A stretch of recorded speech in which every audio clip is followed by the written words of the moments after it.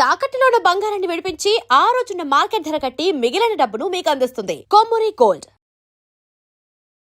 నమస్తే, నేను ముఖేష్. ఈరోజు మనతో పాటు ఉన్నారు ప్రముఖ ఆధ్యాత్మికవేత్త, హనుమత్ ఉపాసకులు రాజేశ్వర్ శర్మ గారు. నమస్కారం గురువు గారు. నమస్కారం అండి. ముఖ్యంగా సార్, మీరు హనుమత్ ఉపాసకులు.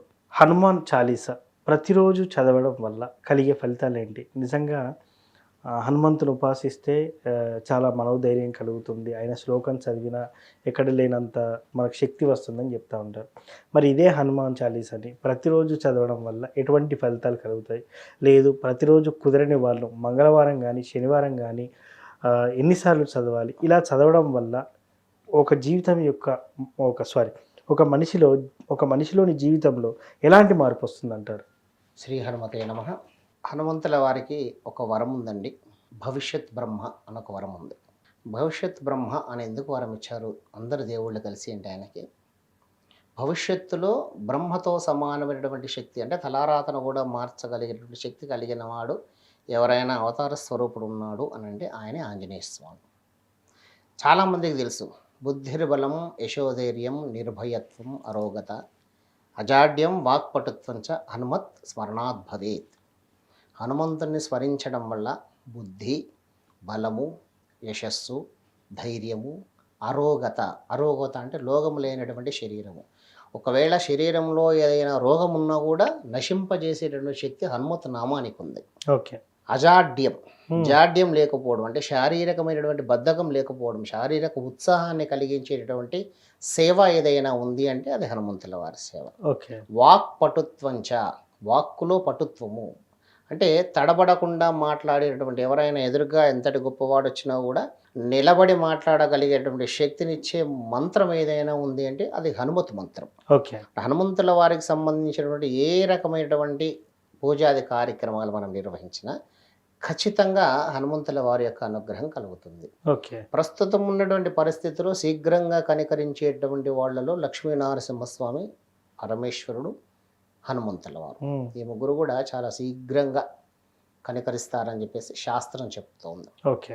హనుమంతుల వారిని సేవించేటువంటి విధానంలో శైవాగమంలో సేవించవచ్చు, వైఖానసాగంలో అంటే శైవ సాంప్రదాయం ప్రకారంగా రుద్రంతో పూజించవచ్చు, ఓకే. వైఖానసాగం ప్రకారంగా పురుష సూక్తంతో పూజించవచ్చు. అంటే శివుడికి సంబంధించిన సేవలన్నీ చేయగలడు. ఆగమ శాస్త్రంలో శైవాగమం అన్న ఒకటి సపరేట్గా శివుడికి సంబంధించిన ఆగమ శాస్త్రం ఒకటి ఉంటుంది. ఆగమ శాస్త్ర ప్రకారంగానే శైవారాధన చేస్తారు పెద్ద పెద్ద దేవాలయాలలో ఆగమ శాస్త్ర పండితులందరూ కూడా.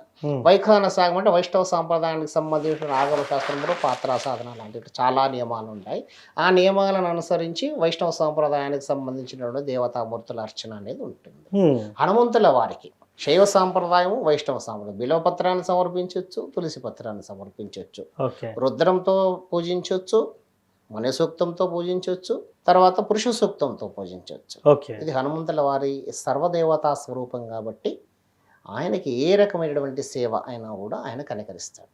తర్వాత హనుమాన్ చాలీసా అనేది చాలా సుప్రసిద్ధమైనటువంటి, అందరికీ తెలుసండి. హనుమాన్ చాలీసా పఠించడం వల్ల శ్రవణ మాత్రము చేతనే, అంటే హనుమాన్ చాలీసాను వినడం వల్లనే ఎన్నో గొప్ప ఫలితాలు ఉన్నప్పుడు దాన్ని మనం స్వయంగా పఠిస్తే ఎంతో అద్భుతమైనటువంటి ఫలితాలను మనం చూడవచ్చు.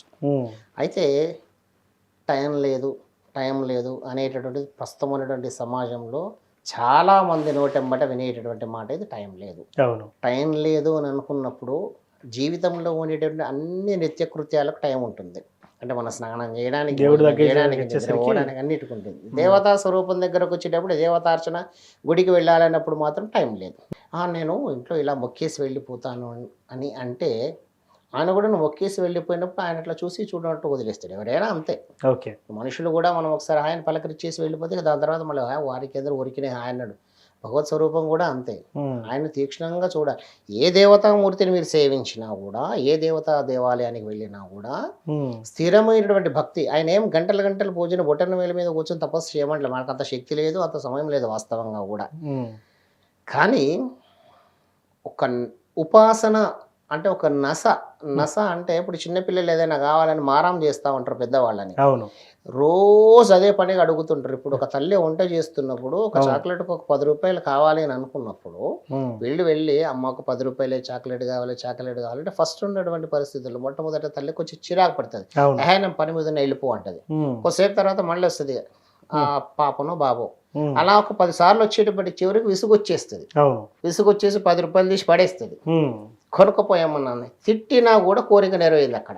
ఓకే, మీకు ఇక్కడ అర్థమైంది కదా. అంతే కదా. కోపంతోనైనా 10 రూపాయలు ఇసిరేసినా కావాలన్నటువంటి ఫలితాన్ని ఆ నస అంటే ఆ కావలసినటువంటి వస్తువు మీద అభిమానంతో ఎలాగైతే తల్లిని ఏమి రిక్వెస్ట్ చేస్తుందో అడుగుతుందో మనం కూడా భగవంతుని ఎలా వేడుకోవాలి. అలా వేడుకోవడం వల్ల ఖచ్చితంగా దాని యొక్క ఫలితం ఉంటుంది. అంటే సేవా మార్గాలలో స్వామివారిని సేవించేటటువంటి మార్గాలలో చాలా ఉన్నాయండి.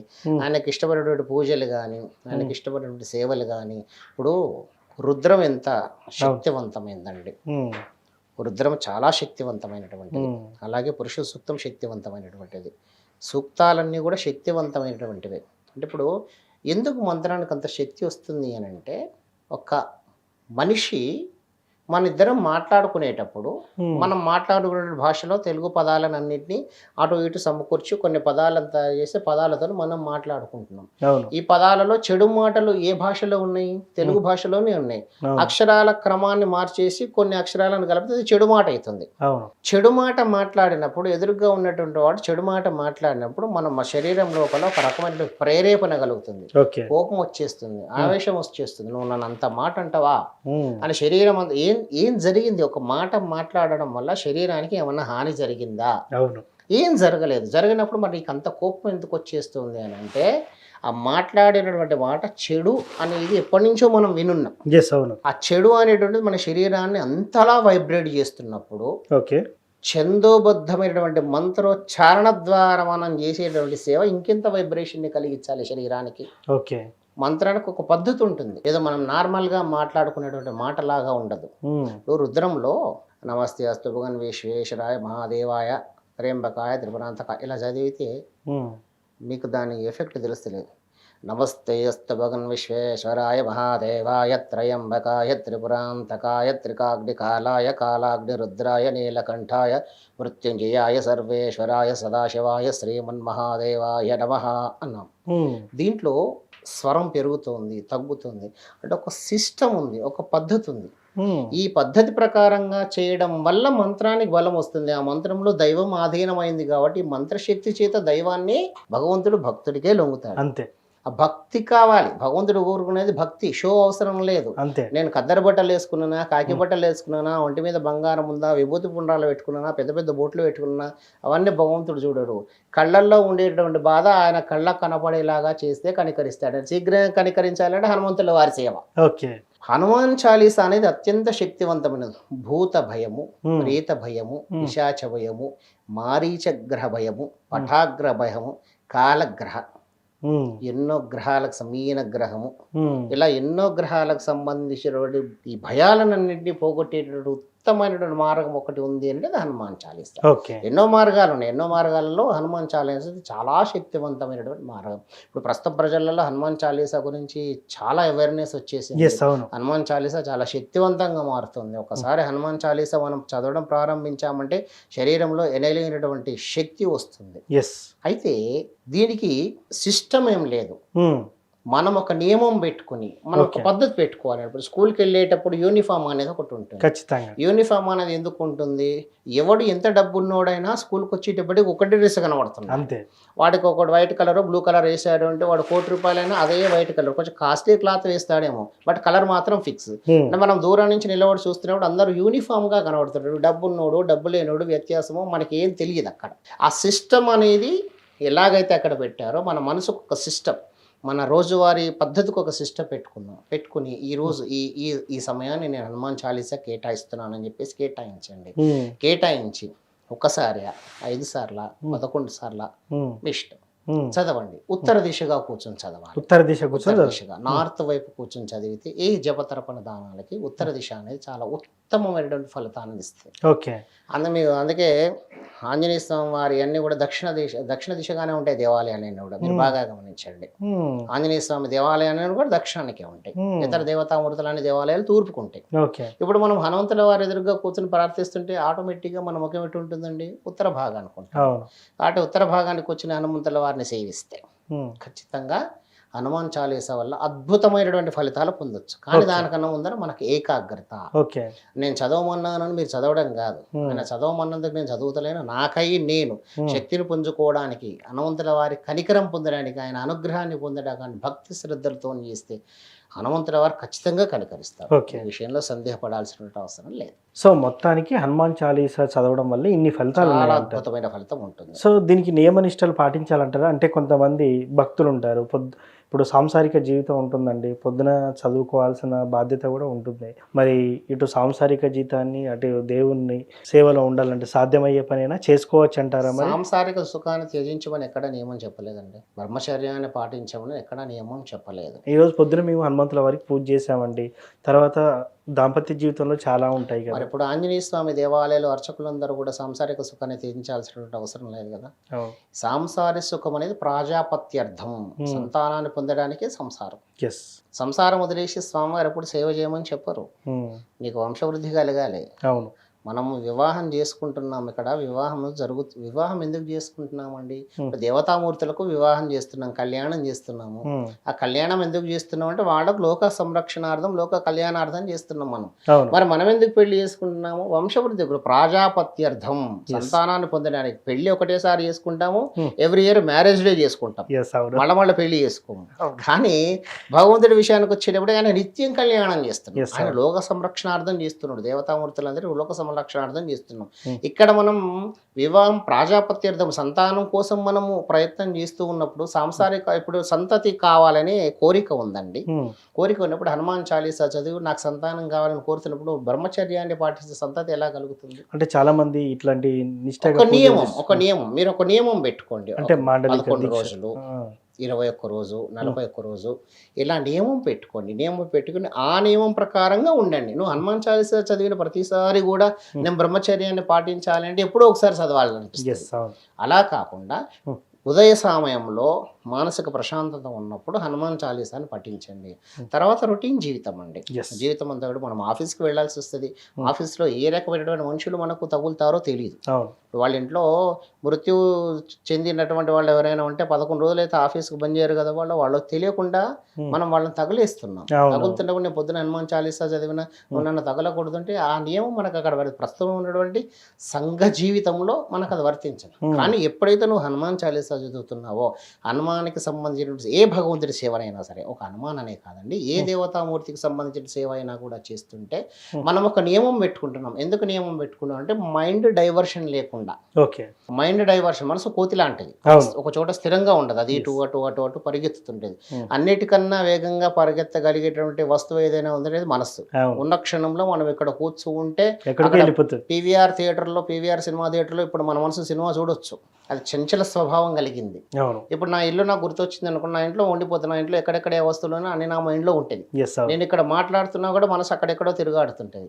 కాబట్టి ఈ సాంసారిక సుఖం అనే అవనేండి, నాన్ వెజ్ అలాంటి అన్నీ ఏవైతే చేయకూడని నియమాలు ఏవైతే ఉన్నాయో ఇవన్నీ కూడా మనం ఒక లిమిటెడ్ పీరియడ్ పెట్టుకోవాలి.